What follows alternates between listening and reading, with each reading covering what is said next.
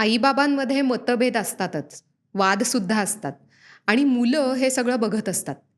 या सगळ्याचा मुलांच्या वाढीवर, त्यांच्या मनावर काय परिणाम होतो आणि त्यातून आपण काय घ्यायचंय, आपण कसं वागायला हवं, या महत्त्वाच्या विषयावर आज आपण बोलणार आहोत डॉक्टर दिनेश नेहते यांच्याशी. सर तुमचं मनापासून स्वागत. आई-वडिलांमधले जे मतभेद आहेत, वाद आहेत, त्यांचा मुलांवर किंवा घरावरही परिणाम होतो हे आपण कायम ऐकत आलेलो आहे. पण खरंच त्याचा एवढा विपरीत परिणाम होतो का? खूप महत्त्वाचा विषय आहे. हो. मी अगदी म्हणेल की हो, होतो आणि खरंच होतो. आणि हं. जो खरं तर लाँग टर्म पण असतो. म्हणजे आयुष्यभरासाठीचा इम्पॅक्ट होऊ शकतो. सो बेसिकली काय आहे की ज्यावेळी मुलं तुमचा वादविवाद ऐकतात किंवा तुमचे मतभेद होतात आणि त्याच्यातनं एकमेकांशी स्ट्राँग इंटरॅक्शन्स होतात. त्यावेळी त्याचा मुलांवर परिणाम होतो आणि तो विपरीत परिणाम असतो. सो आपण एज वाईज बघायचा जर प्रयत्न केला तर अगदी पहिली 3 वर्ष 0 ते 3 वर्ष असं मुलांना काही समजत नसतं. पण जरी समजत नसलं तरी जो भावनिक ताण व्यक्तिमधला असतो तो त्यांना जाणवत असतो. म्हणजे आईबाबांमध्ये ताण आहे याची जाणीव त्यांना होत असते आणि त्या ताणाचा त्यांच्यावर परिणाम होतो. या वयामध्ये प्रेम आणि सुरक्षितता खूप महत्त्वाची आहे हे आपण पाहिलंच आहे. तर त्याच्यामुळे असा ताण ज्यावेळी निर्माण होतो त्यावेळी त्यांना असुरक्षित वाटणं, प्रेम नाही आहे अशाची जाणीव होणं याचे परिणाम होतात आणि मग त्याच्यामुळे या मुलांमध्ये तुम्ही चिडचिड, रागराग, किरकिरेपणा अशा प्रकारच्या बिहेवियरल चेंजेस बघायला मिळतात. सो असं ज्यावेळी दिसतं त्यावेळी लक्षात घ्या की वातावरणातल्या ताणाचा त्यांच्यावर परिणाम होतो आहे. सो हे झालं 0 ते 3. 4 ते 6 हे जे वय आहे की जिथं भाषा कळायला लागलेली असते, थोडंफार समजायला लागलेलं असतं, पण अजूनही नीट कळत नसतं. अशा वेळी ज्यावेळी मुलं वादाला विटनेस करतात, मतभेद होतात, आपले मोठे आवाज येतात, आपल्या चेहऱ्यावरचे एक्सप्रेशन्स बदलत असतात, त्यावेळी त्याचाही मुलांवर ताण पडत असतो. परत तिथं भावनिकता, भावनिक सुरक्षितता हा भाग आहेच. पण तो ताण कमी व्हावा असं या वयातल्या मुलांना वाटत राहतं आणि त्याच्यामुळे ते सोडवायचा पण प्रयत्न करतात. म्हणजे ते येऊन सांगतात ते येऊन सांगतात की मला त्रास होतोय, तुम्ही नका ना भांडू आई बाबा वगैरे अशी वाक्य यायला लागतात. त्याचा त्यांना ताण पडत असतो. परत ताणाचा या वयातला परिणाम म्हणजे विश्वास न वाटणं हा होऊ शकतो. म्हणजे कुणावर विश्वास ठेवायचा? कारण अचानक काहीतरी बदलून जातं, अचानक वागणं बदलून जातं आणि मग त्याचा परत वागणुकीवर परिणाम होतो. म्हणजे मग तुम्हाला मूड स्विंग्स दिसतात, भीती वाढलेली वाटते, चिडचिडेपणा हा त्याच्यातला एक भाग आहेच, अँक्झायटीज वाढतात. सो अशा प्रकारच्या गोष्टी या वयात दिसायला लागतात. पुढचं वय जर पाहिलं 7 ते 12 वगैरे असं, तर त्यावेळेला मुलांना बऱ्यापैकी समज आलेली असते, भावनिक समज पण यायला सुरुवात झालेली असते आणि मग ज्यावेळी ताण वाढतो त्यावेळी मुलं स्वतःकडे खूप जास्त बघतात आणि त्या वयातल्या मुलांना असं वाटू शकतं की माझ्या वागण्याचा आईबाबांवर परिणाम होतोय, मला जमत नाही म्हणून तसं होतंय. करेक्ट. म्हणजे आईबाबांमधल्या भांडणाला मी कारणीभूत आहे असे विचार होण्याची शक्यता असते आणि मग त्याच्यामुळे ते स्वतःला दोष द्यायला लागतात. मग इथून वेगळे परिणाम काय होतात तर सेल्फ एस्टीम कमी होतो, आत्मविश्वास कमी होतो, स्वतःबद्दलच वाईट विचार निर्माण व्हायला लागतात. मी उपयुक्त नाही, माझ्यामुळे त्रास होतो, मीच चांगला नाही या प्रकारचे विचार निर्माण होतात आणि मग ते लाँग टर्म माइंडसेटसाठी चांगले नाही आहेत. राईट. मग त्याच्यामुळे त्यांच्या अभ्यासावर परिणाम होतात, त्यांच्या वागणुकीवर परिणाम होतात, त्यांची चिडचिड, रागराग, कॉन्सन्ट्रेशन न होणं वगैरे अशा सगळ्या गोष्टी ज्या आपल्याला दिसतात त्या सगळ्या या वातावरणाचा परिणाम असण्याची शक्यता असते. आणि त्याच्या पुढचं वय जर आपण पाहिलं की जे 12-13च्या नंतर जिथं आपण टीनेज सुरू होतं असं म्हणतं, तिथं एक स्वतःबद्दलचं एक स्वतंत्र व्यक्तिमत्व तयार व्हायला सुरुवात होते, स्वतःची मतं तयार व्हायला सुरुवात होते. मग अशा वेळेला ते विचार करायला लागतात. पण तरीसुद्धा ते पुरे पडत नसतं, कारण शेवटी तरीसुद्धा ते तुमच्यावर अवलंबून असतात. मग तिथं रिबेलियस नेचर येतं, आई-वडिलांना चॅलेंज करणं सुरू होतं. मग बाबांचं चुकतंय म्हणून तो बाबांच्या विरोधात जातो किंवा आईचं चुकतंय म्हणून आईच्या विरोधात जाणं. अशा प्रकारच्या गोष्टी सुरू होतात. मग तिथं तिथं तो वेगळा एक ताण आहे. मग त्याचे परत त्यांच्या आयुष्यावरचे परिणाम आहेतच. कारण मग कॉन्सन्ट्रेशन होत नाही, विचार भांडणांकडे असतात. तिकडे काय होतंय, का होतंय, मला कसं सोडवता येईल, माझ्या हातात काही आहे का? सो अभ्यासाकडे दुर्लक्ष होणं, सगळं छानच नाही चाललं आहे असं वाटायला लागलं तर मग रिबेलसच विचार येणं की नाहीच मलाही करायचंच नाही आहे. हे जर सांभाळत नाही तर मी का सांभाळू? अशा प्रकारचे विचार सुरू होतात आणि मग इथं परत त्या व्हॅल्यूज किंवा ओपिनियन फॉर्मेशनचं वय आहे. त्याच्यामुळे त्यांचे ते व्हॅल्यूज ठरवायला सुरुवात करतात. म्हणजे हे असे आहेत तर मी असा नसेल. हे ते बरोबर म्हणतायत पण ते बरोबर नाहीच आहे. मग त्यांच्या व्हॅल्यूज वेगळ्याच तयार व्हायला सुरुवात होते. राईट? सो असे सगळे त्यांच्यावर परिणाम आणि मग ते पुढच्या आयुष्यासाठी त्यांची मतं, त्यांची मानसिकता तयार होणं ह्याचे ते पुढचे परिणाम आहेत. काही वेळेला निगेटिव्हिटीमध्ये जाणं जे आहे तिथं मग सेल्फ कॉन्फिडन्स जाणं, सेल्फ वर्थ कमी होणं, लोनलीनेस येणं अशा प्रकारचे पण इम्पॅक्ट होतात. म्हणजे ज्यावेळी पालक आपल्या आपल्याच विचारांमध्ये, आपल्या आपल्याच मतांमध्ये, आपल्या आपल्याच भांडणांमध्ये आहेत, त्यावेळी मुलांकडे दुर्लक्ष होतं. आणि दुर्लक्ष झालं की सेल्फ वर्थ कमी होते, निग्लेक्टची भावना येते, एकटेपणाची भावना निर्माण होते आणि मग ती जर मनात रुजली तर पुढे सगळ्यावर त्याचा परिणाम होतो. सो थोडक्यात मी असं म्हणेन की या सगळ्यात जी एनर्जी वाया जाते हे सगळं दुरुस्त करण्यात, ती एनर्जी खरं तर त्यांना त्यांच्या आयुष्यासाठी वापरायला मिळाली हवी. म्हणजे त्यांचं कॉन्सन्ट्रेशन असेल तर त्यांचं एक तर इमोशनल स्टॅबिलिटी असेल, मानसिक संतुलन चांगलं असेल तर आपोआपच वागणं चांगलं असतं. इमोशनल स्टॅबिलिटी नसेल, वरीज वाढायला लागल्या तर मग कॉन्सन्ट्रेशन आपोआपच कमी होणार आहे, त्याचा अकॅडमिक्सवर परिणाम होणार आहे. ते कमी झालं, सेल्फ वर्थ कमी झाली की मित्रांबरोबरची मैत्री वाढवणं, जे सोशल बिहेवियर आहे त्याच्यावर त्याचा सगळा परिणाम होणार आहे. सो असे या वातावरणाचे सगळीकडेच मुलांच्या डेव्हलपमेंटवर परिणाम होतात. त्याच्यामुळे मतभेद नको, भांडणं तर अजिबात नको. बरोबर. पण सर, आपण म्हणजे नवरा बायकोमध्ये मतभेदच नाही आहे असं होणं तर नामुमकीन आहे असं वाटतंय मला. कारण 2 व्यक्ती वेगवेगळ्या आहेत पूर्ण. ते येणार तर मतभेद असणार, वाद पण होणार. पण मग हे करायचंच नाही का? याच्यातनं काय मार्ग काय? खूप चांगला प्रश्न आहे. म्हणजे मी म्हणलो मतभेद नको, पण ॲक्च्युली तसं नाही आहे.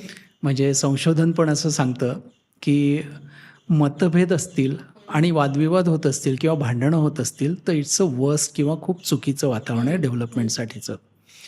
मतभेद नसतीलच, म्हणजे एक जण दुसऱ्याच्या होमध्ये हो मिसळून टाकत असेल आणि असंच जर सगळीकडे चाललेलं असेल तर तेही काही चांगलं नाही आहे. कारण मग मुलांना व्हेरिएशन्स कळत नाही आहेत. सो मतभेद असणं आणि ते सामंजस्याने सोडवणं म्हणजे रॅशनल डिस्कशन्स होणं, विवेकनिष्ठ चर्चा होणं आणि त्यातनं मतभेद सुटणं, हे जर वातावरण मुलांच्या आजूबाजूला असेल तर त्यांना जगातले व्हेरिएशन्स बघायला मिळतात.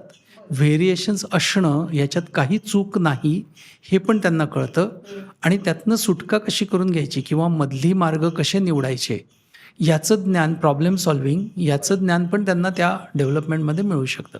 सो थोडक्यात आपण म्हणतोय की मतभेद असावेत, वाद नसावेत आणि भांडणं तर अजिबात नसावी. सामंजस्याने मतभेद सोडवता येणं हे जर वातावरण असेल तर त्याचा मुलांवर नक्की पॉझिटिव्ह परिणाम होतो.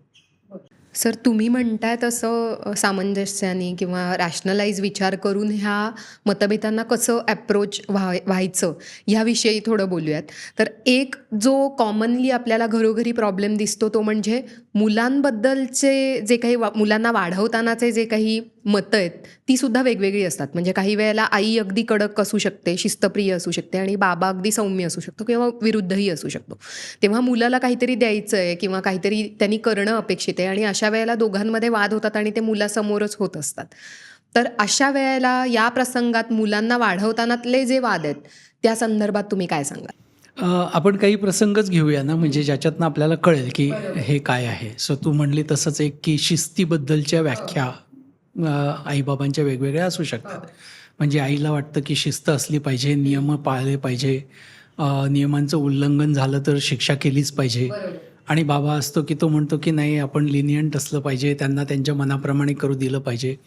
आणि मग हे मुलांच्या समोरच होतं. म्हणजे मुलगा काहीतरी मागत असतो, आई त्याला अडवायचा प्रयत्न करते आणि बाबा देऊन टाकतो. किंवा काही ठिकाणी उलटं असतं. राईट? सो असं जर असेल, असे जर मतभेद असतील, असं जर आपल्याला वेगळं वाटत असेल तर मग याला मार्ग काय आहे? तर आपण चर्चा करणं मुलांच्या समोरच करायला हरकत नाही आहे. की मान्य करणं, बाबाने म्हणणं की हो मला मान्य आहे की तुला ती शिस्त हवी आहे, मुलांनी नियम पाळले पाहिजे, अगदी बरोबर आहे, शिस्त असलीच पाहिजे. माझं म्हणणं आहे की ती शिस्त असली पाहिजे पण आपण त्याला अशी हार्श शिक्षा करायला नको वगैरे. पण मग त्याला जर ते नीट वागता यायचं असेल तर आपण काय करायला पाहिजे?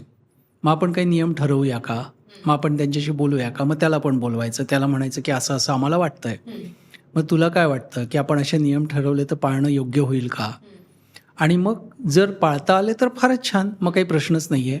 पण नाही पाळता आले तर मग कॉन्सिक्वेन्सेस काय असतील त्याचीही चर्चा करून घेऊ, की नाही जमलं किंवा नाही केलं तर त्याचा परिणाम काय होणार. मग ते मुलांना माहिती असतं की याचा परिणाम काय होणार आहे. सो त्याच्यामुळे ते प्रिपेअर्ड असतात, राईट.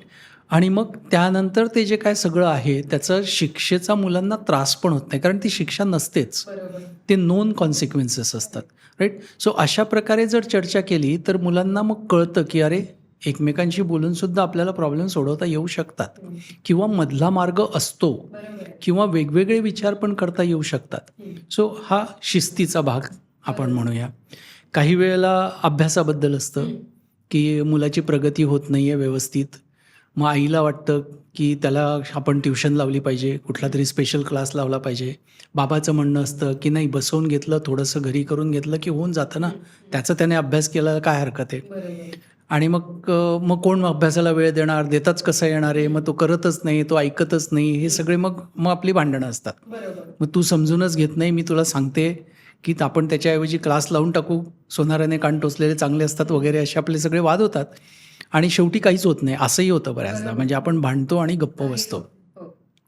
पण त्याच्याऐवजी जर चर्चा केली की असं असं दिसतंय, म्हणजे चूक आहे का? चूक नाही आहे, प्रगती कमी आहे.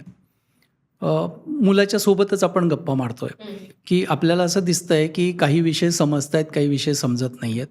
काही ठिकाणी आपल्याला परीक्षेमध्ये सुद्धा आपला परफॉर्मन्स दाखवता येतोय, काही ठिकाणी मार्क्स कमी पडत आहेत. सो म्हणजे कुठेतरी काहीतरी समजणं किंवा जमणं याच्यामध्ये अडचण येते. मग काय करूया? मग दोघांनीच मिळून जर असं ठरवलं किंवा तिघांनी मिळून जर असं ठरवलं की आपण असा प्रयत्न करू की ज्याला वेळ असेल त्याच्याबरोबर तू बसणार, तुझा तू अभ्यास करणार, अडचणी आल्या तर आम्ही सांगू, तू अभ्यास करायचा प्रयत्न करायचा आहे. मग आपण काय 3 महिने हा प्रयत्न करूया. जर याच्यातनं सगळं सुटलं तर फारच छान, नाही सुटलं तर मग आपण ट्युशनचा विचार करूया. सो असं ज्यावेळी आपण चर्चा करतो न भांडता, त्यावेळी मुलांना पण कळतं की मधले मार्ग असतात. मग creative thinking, out of box thinking या गोष्टी आपोआपच व्हायला लागतात. क्रिएटिव्हिटी आपोआप इम्प्रूव्ह व्हायला लागते. आणि सगळ्यात महत्त्वाचं सुरक्षितता फील होते. बिलॉंगिंगनेसचं एक फिलिंग असतं की मी पण या सगळ्याचा भाग आहे, या डिसिजन मेकिंगचा भाग आहे. आणि त्याच्यामुळे मुलांना ते एक चांगलं म्हणजे आत्मविश्वास वाढवणारा भाग असतो. सो असे अनेक विषय आहेत की जे आपण बघू की ज्याच्यात कॉन्फ्लिक्ट्स असतात आणि आईबाबा टोकाचे विरुद्ध असतात. आजकालचा अजून एक विषय जो आहे तो म्हणजे काय म्हणतो आपण त्याला, अल्टरनेटिव्ह एज्युकेशन, किंवा वेगळेपणाने अभ्यास करून घेणारी शाळा, होम स्कूलिंग किंवा अनस्कूलिंग किंवा अशा अनेक गोष्टी. आणि मग तिथं बऱ्याचदा असं दिसतं की एका पालकाचं स्ट्रॉंग मत असतं की असं करायला पाहिजे आणि दुसऱ्या पालकाचं नसतं. आणि काही वेळेला असंही घडताना दिसतं की एक पालक पूर्ण लक्ष घालून करतोय आणि दुसरा कंप्लीट दुर्लक्ष करून टाकतोय, किंवा वेळोवेळी नाराजी व्यक्त करतोय. सो या गोष्टीचा मुलांवर परिणाम होतो.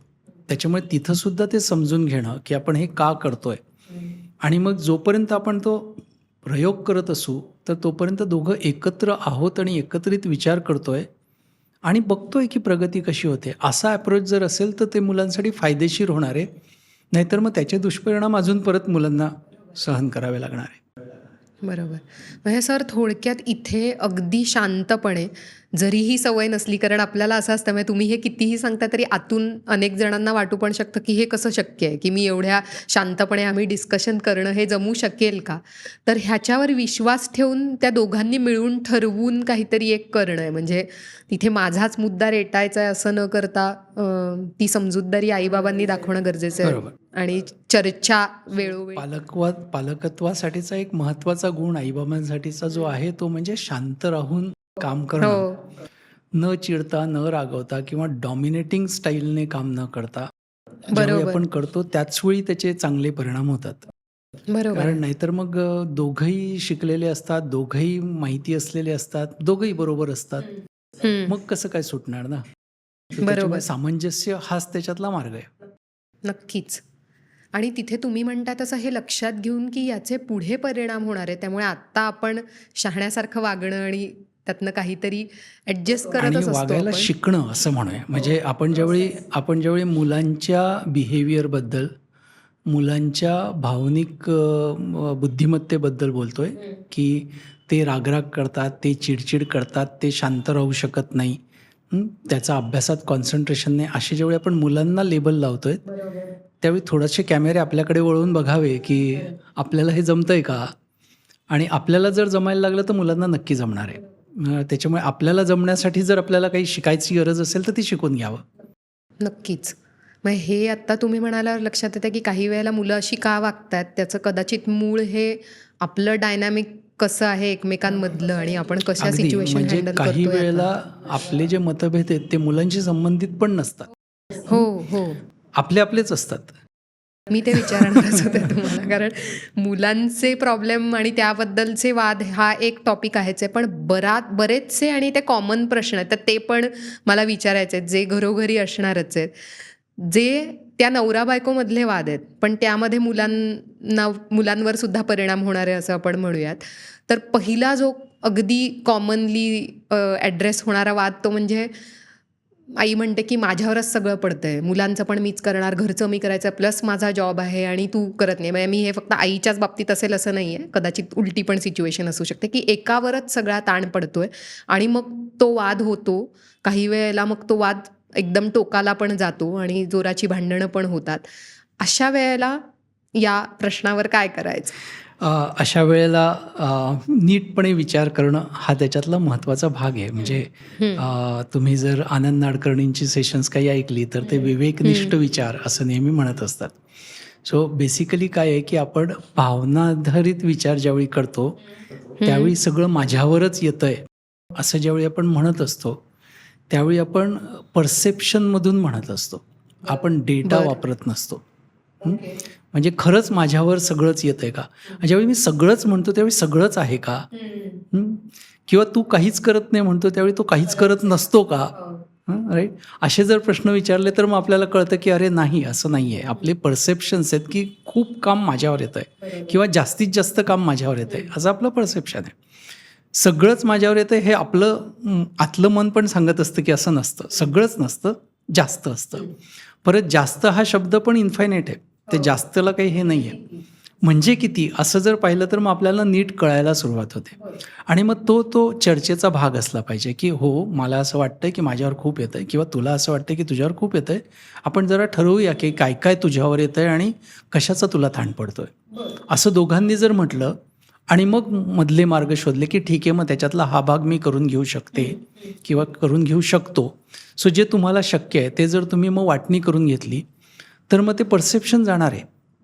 आणि परसेप्शन गेलं की काही वेळाला तर नुसती चर्चा करायला सुरुवात केली कीच कळतं की नाही आपण दोघंही खूप छानपणे काम करतोय. म्हणजे असं काही कोणी एकावर ताण पडत नाही आहे. पण जरी थोडासा इम्बॅलन्स असला तरी तो आपल्याला बॅलन्स करून घेता येऊ शकतो, सुटू शकतात. आणि परसेप्शन बेस्ड बोलण्याऐवजी डेटा ड्रिव्हन बोललं तर या गोष्टी जास्त सोप्या होतात. हा मुद्दा मला खरंच लक्षात नव्हता आला. हा खरंच योग्य आहे, की तुम्ही म्हणताय तसा इमोशन्स हा विचार थोडासा बाजूला ठेवून जर का खरोखर अभ्यासपूर्वक त्याचा विचार केला तर त्यातनं मार्ग पण बरोबर. निघू हे जे शकतो. शब्द आहेत ना हे आपण सांभाळावे. खूप, सगळंच, राईट.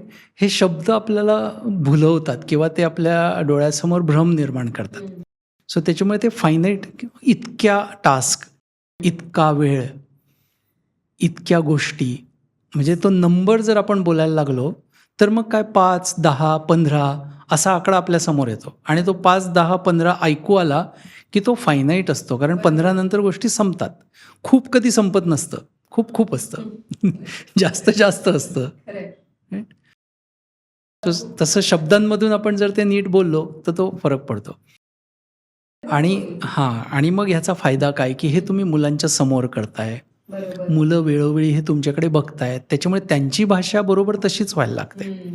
मग त्यांच्या भाषेमध्ये फायनाईटनेस यायला लागतो. मग त्यांच्या भाषेमध्ये परसेप्शन नावाची गोष्ट कमी व्हायला लागते आणि मग अर्थातच त्यांची विचारसरणी वेगळी तयार होते. मग जे आपल्याला अपेक्षित आहे की रॅशनल थिंकिंग मुलांचं डेव्हलप व्हावं ते आपोआपच तुमच्याकडे बघून तयार होतं आहे. नक्कीच. हा छान मुद्दा आहे जो नक्की विचारात घेण्यासारखा आणि करण्यासारखा पण आहे. दुसरा एक जो प्रश्न नवरा बायकोंमध्ये कायम असतो, त्यामुळे तो म्हणजे की स्वभावच वेगळे असतात. म्हणजे एखादा अगदी काटकसरी असतो, खर्च करायला नको वाटतो, आणि दुसरा जो असतो तो पूर्ण वेगळा असतो, की ज्याला काय म्हणतात, त्याला मजा पण करायची आहे किंवा घरामध्ये वेगवेगळ्या वस्तू जास्त आणायचं आहे, आणि मग ते पण वाद होतात. अशा वादांचं काय करायचं? हे मी म्हणेन की प्रत्येक माणसाच्या अपब्रिंगिंग किंवा त्याच्या पास्ट एक्सपिरियन्सप्रमाणे राईट आणि रॉंगच्या डेफिनेशन्स होत असतात. सो त्याच्यामुळे ज्यांना सगळं सहजपणे उपलब्ध होतं किंवा ज्यांना फायनान्शियल ताण कधी ऐकायला दिलेले नाहीत किंवा त्यांच्या आईबाबांच्या भांडणामध्ये पैसा नव्हता कधीच, तर बरं. त्यांच्यासाठी कसं असतं की पैसा हा एवढा महत्त्वाचा दिसत नाही. मग त्यांच्यामुळे बाकीच्या गोष्टी ज्या आहेत ज्याच्याने तुम्हाला आनंद मिळू शकतो अशा गोष्टी घडण्याची इच्छा असते, म्हणजे लक्झरियस गोष्टी असं आपण त्याला म्हणतो. हम्म. ज्यांच्या घरामध्ये आधीपासूनच पैशांबद्दलचं बोलणं खूप झालेलं आहे किंवा काटकसरीबद्दल बोलणं झालेलं आहे, त्या मुलांना वाढत असताना पैसा हा लिमिटेड आणि काळजीपूर्वक वापरला पाहिजे असा त्यांचा समज झाला असतो. आता ह्या राईट रॉंगच्या डेफिनेशन्स आहेत ज्या आपल्या आपल्या तयार झालेल्या आहेत. आज जर परिस्थिती दोघांची एकत्र आल्यावर पाहिली तर बऱ्याचदा असं असतं की त्यांच्याकडे खूप पैसा पण नसतो, त्यांच्याकडे अजिबात नाही असं पण नसतं. म्हणजे ते कुठल्या तरी मधल्या दोघांच्या परिस्थितीच्या मधल्या लेवलला असतात. मग असं ज्यावेळी आहे त्यावेळी तुम्हाला लक्षात येतं की परिस्थिती तशी नाही आहे जशी आधी होती. मग आपण तसे विचार आत्ता का करायचे? म्हणजे जो काटकसर करतोय त्याने पण थोडंसं पुढे जाता येऊ शकतं की अरे हो, आपल्या आईबाबांची परिस्थिती ती त्यावेळीची कठीण होती, पण आज मी काही गोष्टी करू शकत असेल तर त्या का करू नये हा प्रश्न त्याने स्वतःला विचारावा. आणि दुसऱ्या बाजूला की आपली परिस्थिती तेवढी नाही आहे जेवढी आपण आधी विचार करत होतो, तर आपण काटकसर का करू नये थोडी, हा विचार करा. किंवा आज आपली जी आर्थिक परिस्थिती आहे त्याच्यात काय बरोबर होऊ शकतं आहे ह्याचा विचार करणं. सो थोडक्यात आपापल्या राईट रॉंगच्या संकल्पना थोड्या ढिल्या करणं आणि मग नव्याने आपल्या आजच्या परिस्थितीकडे बघून ठरवणं, अशी जर चर्चा आपण केली सो मग काय गोष्टी हव्या आहेत आणि का आपण नाही म्हणतोय, अशा दोन्ही गोष्टींची चर्चा. सो त्या चर्चेच्या वेळेला मग एकमेकांची मतं समोर येतात. मग कोणीतरी म्हणतंय की नाही आपल्याला जास्तच खर्च होतो, सो जास्तच खर्च होतो हे वाक्य मला समजलं, पण आपल्याला परवडणार नाही आहे का, अशी आपण जर चर्चा करू शकलो तर मग लक्षात येतं की हो, आपल्याला इतके सेविंग्ज आहेत, हे आहे, असं करू शकतो. सो परत रॅशनली मांडणं, परसेप्शनमध्ये न मांडता रॅशनली मांडणं, असं केलं की आपल्याला मधला मार्ग सापडतो. किंवा मग आपण आता असं म्हणू शकतो की आजच्या घडीला आपल्याला या गोष्टी शक्य आहे त्या आत्ता करूया, उरलेले आपण नंतर सेव्हिंग त्याच्यासाठीचं प्लॅनिंग करून करूया. राईट. सो कुठले तरी असे मार्ग निघू शकतात. म्हणजे आज जरी शक्य नाही तरी over the period of time काही गोष्टी शक्य होऊ शकतात. सो आपण म्हणतो की आत्ता हे करू मग नंतर पुढचं करू. सो असे जर प्रॉब्लेम सोडवले आणि एस्पेशली जर मुलांना तुम्ही सामील करून घेतलं, त्यांचे परसेप्शन अजून वेगळे असतात. सो ते तुम्हाला काहीतरी अशा आयडियाज देऊ शकतात की आपण तो विचारच केलेला नसतो. काही वेळेला मुलं इतका मधला छान मार्ग सांगतात की जो आपल्याला सुचलेलाच नसतो आणि जो सहज शक्य असतो, दोघांना मान्य असतो. सो त्याच्यामुळे त्यांची मतं घेणं ही पण मजेशीर गोष्ट आहे आणि त्यांच्याकडनं खूप शिकायला मिळतं. नक्की हा मुद्दा खरंच, म्हणजे ह्याला काय कळतंय किंवा हा लहान आहे, ही लहान आहे असं न करता त्यांना पण इन्व्हॉल्व करून घेण्याचा, आणि याचा कुठेतरी उपयोग त्यांना सुद्धा सोशली बाहेर जेव्हा ते जातील, इतर ठिकाणी ॲडजस्टमेंट, एकमेकांना समजून घेणं, या सगळ्यात त्यांना होणार आहे. इतरांशी चर्चा करताना मुद्देसूद मांडणी करणं, दुसऱ्यांचे विचार समजून घेऊन मग मतं मांडणं, ज्याला आपण थिंकिंगचे वेगवेगळे प्रकार म्हणतो. सो क्रिटिकल थिंकिंग करता येणं किंवा क्रिएटिव्ह थिंकिंग करता येणं, हे तुम्ही आपोआपच डेव्हलप करून घेताय. आणि एकदा मानसिकता तशी घडली की मग पुढे सगळंच पॉझिटिव्ह दिसतं ना. म्हणजे त्यांना दिसतानाच सगळी पॉझिटिव्हिटी दिसते. होणारच नाही, जमणारच नाही, वाईटच आहे, ही वाक्यच त्यांच्या डेटाबेसमध्येच जर नसतील तर मग तुम्ही विचार करून बघा की मुलांचं वागणं पुढे कसं असेल. बरोबर. पण यासाठी आधी आम्ही जबाबदारीने तो अवेअरनेस ठेवून वागणं गरजेचं आहे.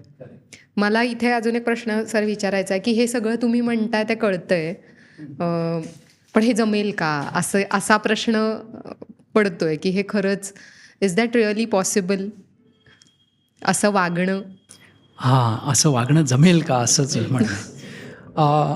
ओके. आता हे मी सांगताना मी माझ्या अनुभवातनं सांगणार आहे. म्हणजे हे जमतं असं मी म्हणणार पहिली गोष्ट. बरं. एक स्ट्राँग स्टेटमेंट मी करतो, की स्वभाव नावाची जी गोष्ट आहे, आध्यात्मिक स्वभाव आपण सोडून देऊया. आपण जे जनरली स्वभाव असं म्हणतो, तो स्वभाव घडतो आणि जी गोष्ट घडते ती नक्की बदलता येऊ शकते. बरं. सो त्याच्यामुळे तुम्हाला जर वाटत असेल की नाही माझा स्वभावच असा आहे, मी कसं बदलणार, तर असं काही नाही आहे. हे बदलता येतं. त्याचं व्यवस्थित ट्रेनिंग असावं लागतं आणि ते ट्रेनिंग एक्सपिरियन्शियल असतं. म्हणजे ते आपल्याला प्रॅक्टिसमधून तयार करावं लागतं. सो सुरुवातीला कदाचित आपल्या मनाला ते मान्य होणार नाही. मग हळूहळू नीट समजल्यानंतर आपल्याला मनाला ते मान्य व्हायला लागतं. मनाला मान्य व्हायला लागलं की मग प्रॅक्टिसमध्ये यायला लागतं आणि प्रॅक्टिसमध्ये आलं की सगळं जमायला लागतं. अनुभवातनं सांगतो, 10 वर्ष मी ही प्रॅक्टिस करतो आहे. माझ्याकडे आत्तापर्यंत बरेच हजारांमध्ये पेरेंट्स येऊन गेलेत आणि अनेक लोकांनी खूप छान मोकळेपणाने सांगितलं की आता माझं सगळं बदललेलं आहे आणि मला खूप मोकळं वाटतं आहे. किंवा अत्यंत रागराग चिडचिड करणारी लोकं शांत झालेली आहेत. अत्यंत लिनियंट असणारी लोकं स्ट्रिक्ट झालेली आहेत. सो त्याच्यामुळे त्यांना ते सगळं बदलवता येऊ शकतं आणि गरजेप्रमाणे वागणं हे जमू शकतं. हे मी नक्की ठामपणे सांगू शकतो. ग्रेट. हे ऐकून दिलासा खायचं वाटतो. वाटतं की आहे काहीतरी बाबा. नक्कीच. म्हणजे तुम्ही म्हणताय तसं हा मुद्दा लक्षात ठेवायला पाहिजे की ही अशीच आहे किंवा मी असाच आहे, हे असं न करता त्यातनं बदल घडू शकतोय आणि हे करायला हवंय आपल्या स्वतःसाठी पण आणि मुलांसाठी सुद्धा. असं सगळं जर का खरंच आपण जमवलं आणि अशा प्रकारे रॅशनलाइज विचार करून तुम्ही जे सगळे मुद्दे सांगितलेत तसं घरामध्ये वातावरण असेल, तर त्याचा मुलांवर काय चांगला परिणाम होईल? फारच फारच छान परिणाम होतो. म्हणजे जी तुम्हाला हवी असलेली मुलं आहेत ना, की नीटपणे, शांतपणे वागू शकणारी, संयमी, हो. प्रॉब्लेम सॉल्व्हिंग स्किल्स असणारी अशी सगळी मुलं तुम्हाला मिळतात असं मी म्हणेन. म्हणजे वा. काय काय गोष्टी होऊ शकतात, तर पहिली गोष्ट की पालकांमध्ये समजुतीचे संबंध आहेत. पालकांचं एकमेकांवर प्रेम आहे. हा भाव त्यांच्या मनामध्ये निर्माण होतो आणि त्याच्याने एवढी सुरक्षितता आहे. कारण ज्यांच्यावर मी अवलंबून आहे ते एकमेकांच्या बरोबर आहे आणि ते मला सांभाळून घेत आहेत, एकमेकांना सांभाळून घेत आहेत. हा ज्यावेळी अनुभव आहे, त्यावेळी सुरक्षिततेची भावना टोकाला आहे आणि ज्यावेळी असुरक्षित वाटतच नाही, त्यावेळी सगळं छान करता येतं. ते सगळं जमू शकतं. म्हणजे 1000 पॉसिबिलिटीज समोर दिसतात. ज्यावेळी असुरक्षित वाटतं त्यावेळी तुम्ही बाकीचं काही करायला धजत नाहीत. सो सुरक्षिततेची भावना निर्माण होणं आणि त्याच्यामुळे त्यांचं भावनिक संतुलन राहणं हे मुलांसाठी सोपं होतं. भावनिक संतुलन त्यांच्यासाठी सोपं होतं.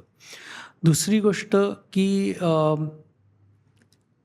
त्यांना कळतं, त्यांचा विश्वास बसतो की अत्यंत कठीण प्रॉब्लेमसुद्धा शांतपणे सोडवता येतात.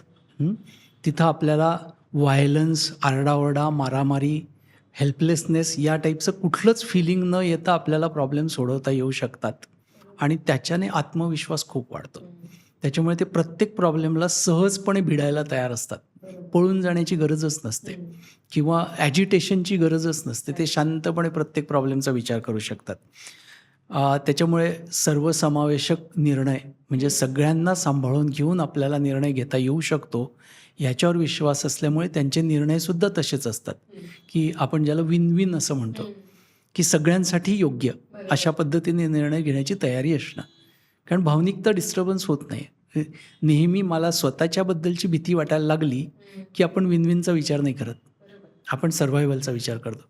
पण इथं ती मानसिकताच तयार न झाल्यामुळे त्यांना तसे निर्णय घेता येतात. आणि आपण वेळोवेळी जर त्यांच्या सहकार्याने प्रॉब्लेम सोडवत असू, म्हणजे त्यांना पण सहभागी करून घेत असू, ते त्यांच्याबद्दलचे मतभेद असो का आपल्या दोघांमधले मतभेद असो का ऑफिसचे प्रॉब्लेम्स असो, जर आपण त्यांचा सहभाग घेत असू, त्यांचं मत घेत असू, त्याच्या मताचा विचार करत असू, तर त्याच्याने एक वेगळाच विश्वास त्यांच्या मनात निर्माण होतो. म्हणजे पहिली गोष्ट तर बिलॉंगिंगनेस आहे.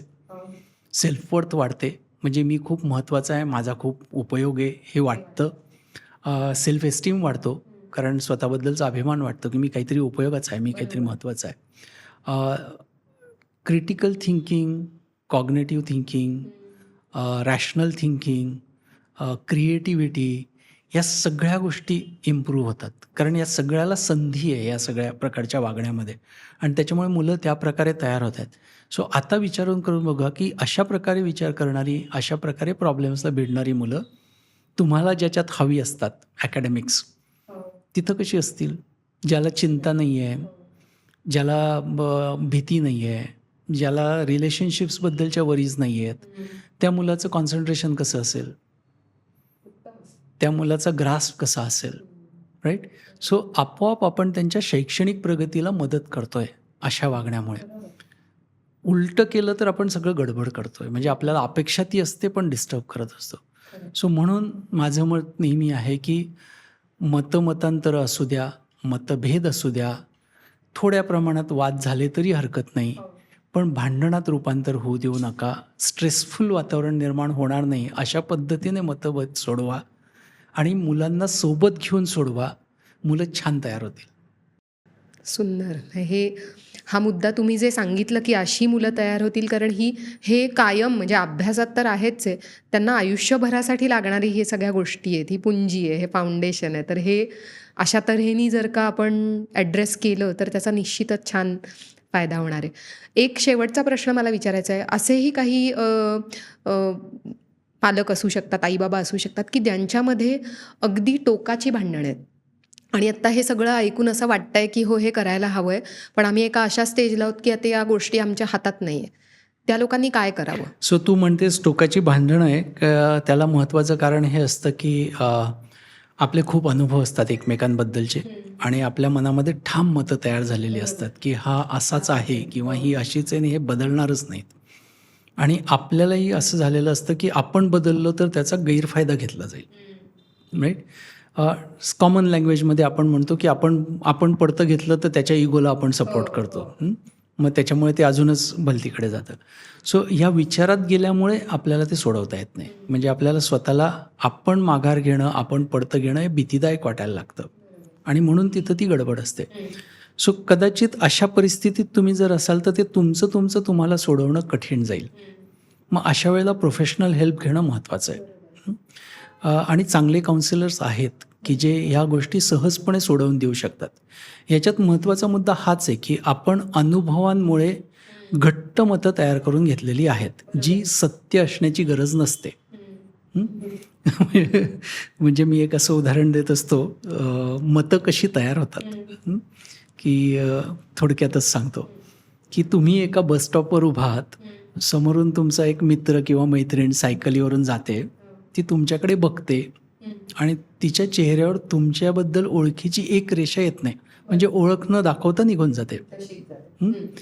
8 दिवसांनी असाच प्रसंग निर्माण होतो की तुम्ही तिथं उभे असतात, ती तशीच येते, तुमच्याकडे बघते, ओळख न दाखवता निघून जाते. चेहऱ्यावर ओळखीचा काही भावच नाही आहे. तिसऱ्यांदा पण असंच होतं. चौथा प्रसंग असा असतो की तुम्ही कुठल्या तरी फंक्शनला जाता, ती मैत्रीण समोरून येत असते, आपण काय करतो? दुर्लक्ष करतो आणि जातो, कारण तिने ओळख नाही दाखवली, मी पण नाही दाखवणार. आणि असं आपलं मत पक्क झालेलं की ती माझ्याकडे दुर्लक्ष करते. मग मी पण 3 वेळा दुर्लक्ष करते, तिचं पण मग पक्क होतं की तुम्ही दुर्लक्ष करताय आणि तुमचं क्लिअर झालं की तुम्ही एकमेकांकडे दुर्लक्ष करताय. पण सत्य परिस्थिती अशी असू शकते ना, की ज्या बसस्टॉपवर तुम्ही उभे आहात त्या बसस्टॉपवर तुमच्या मागे शाहरुख खानचं लाईफस्टाईल पोस्टर होतं. ती तुमच्याकडे बघतच नव्हती, ती शाहरुख खानकडे बघत होती. तुम्हाला वाटलं की तुमच्याकडे बघून ओळख नाही दिली. राईट? सो अशी मतं तयार होतात. तुमचे जे अनुभव आहेत त्या अनुभवाला तुम्ही अर्थ लावलेले असतात. पण त्यावेळी ते घट्ट मत असतं, ते सुटू नाही शकत. म्हणून मग प्रोफेशनल हेल्प घेणं महत्त्वाचं आहे. ज्यावेळी असे कोडी उलगडतात त्यावेळी लक्षात येतं की आपलं एकमेकांवर किती प्रेम होतं आणि मग त्या गोष्टी सुटतात. नक्कीच. Thank you so much sir. आजचा पूर्ण सेशनच खूप इन्साइटफुल होता आणि अनेक गोष्टींचा संदर्भ पण आता कळत आहेत की मुलं का अशी वागतात आणि त्याच्या दृष्टीने आपल्या हातात पण अनेक गोष्टी आहेत. आपण ठरवलं तर हे करू शकतो, हा विश्वास पण वाटला आजचा तुमच्याशी बोलल्यानंतर. त्यामुळे परत एकदा मनापासून धन्यवाद. थँक्यू. आजचा जे पॉडकास्टचं सेशन होतं ते कसं वाटलं आम्हाला जरूर कळवा. या संदर्भातले प्रश्न असतील तर ते सुद्धा कळवा आणि जास्तीत जास्त पालकांपर्यंत हा व्हिडिओ नक्की पोचवूयात, कारण हा जो टॉपिक आहे हा आपल्या सगळ्यांसाठी खूप महत्त्वाचा आहे. आमचं जे यूट्यूब चॅनल आहे ते लाईक करा, शेअर करा, सबस्क्राईब करा. धन्यवाद.